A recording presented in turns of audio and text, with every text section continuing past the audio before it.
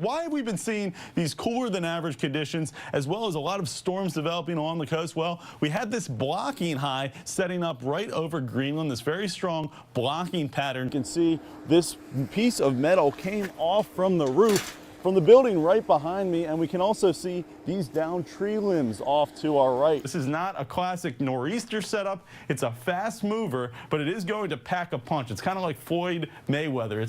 You see how it's foggy in there?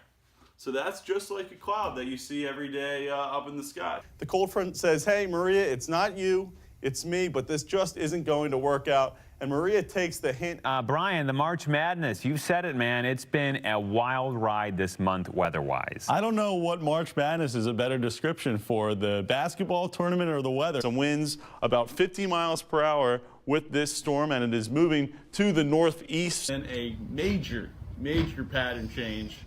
Coming next week, I know. I'm a fan of the warm weather, too. And we're going to go for a quick tour around campus to see if we can even find a cloud outside. This is over the Arboretum, no clouds. We'll look over Beaver Stadium, but we do have some winter weather of our own to deal with, and that's why the National Weather Service has put much of the region under a winter weather advisory. A few of those thunderstorms that pop up might contain some hail and some stronger winds. So a lot of snow. We had this. Yes. My yard is a disaster. Yep. It's a mess. Especially it's melting, and it's ugh.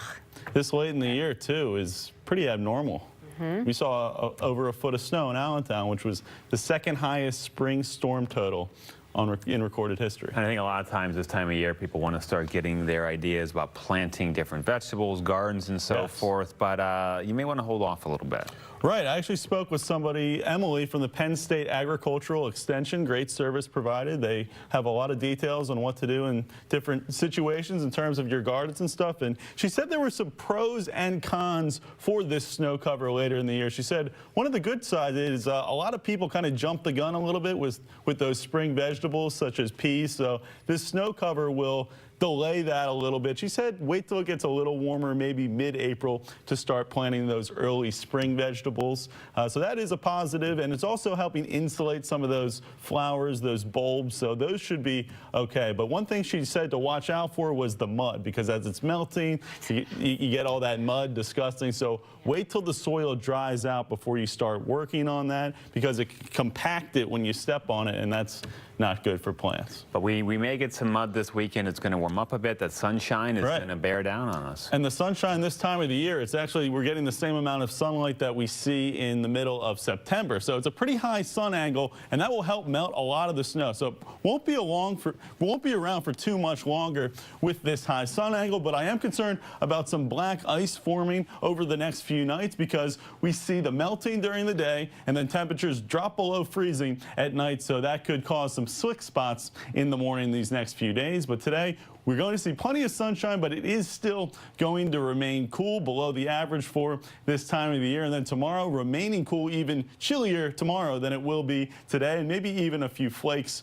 early in the day. Nothing like we saw in the middle of the week, nothing in terms of accumulation. And then finally, by the middle of the week, we get back into the 50s, feeling a lot more like it should for this time of the year. But you might be wondering, why is it so much colder during the spring equinox versus the autumnal equinox when it goes from summer to fall? Well, that's because there's this lag between the temperature increase and the increase in energy from the sun. And that's because the surface of the earth has been cooling for pretty much the entire winter, and it takes a little bit of time to start heating things up as we go into spring. And then the summer, it's the opposite. It's been warming the entire summer, so it takes a little while for things to cool down. So that's kind of an interesting science tidbit to start your morning. But we are 44 degrees was our high yesterday in Allentown. That's about 8 degrees below the average of 52 for this time of the year. Same high in Reading. That's 9 degrees below the average. And currently another chilly start to the morning. We are below freezing for most of us, even though we're seeing plenty of sunshine. Philadelphia and Wilmington, the two spots that are above freezing. this morning. But this is our setup for today. Part of the reason we're seeing these cooler conditions is this high is circulating in this cold, dry air from Canada. But the bright side is it's keeping away the clouds, and it's keeping away this storm system that's tracking from the Midwest, and that will track down to our south. It'll go southeast. We dodge a bullet on this one, and that is a big relief for a lot of people. But this is our setup for today. This high pressure continues to dive in from Canada, circulating that cool air and keeping the snow and rain away from us. So that is a big relief for a lot of people, I am sure. But we are going to see highs today get up into the mid to upper 40s, so remaining chilly, but especially by March standards. And in terms of clouds or precipitation, you can see we remain mostly dry, plenty of sunshine as well. That storm system misses us to the south, and there's also this upper level disturbance that might bring a few flurries tomorrow morning, maybe some drizzle as well. But it is going to remain mostly dry tomorrow, but we could see some more clouds than sunshine. And Monday, the sun returns, and it will be a nice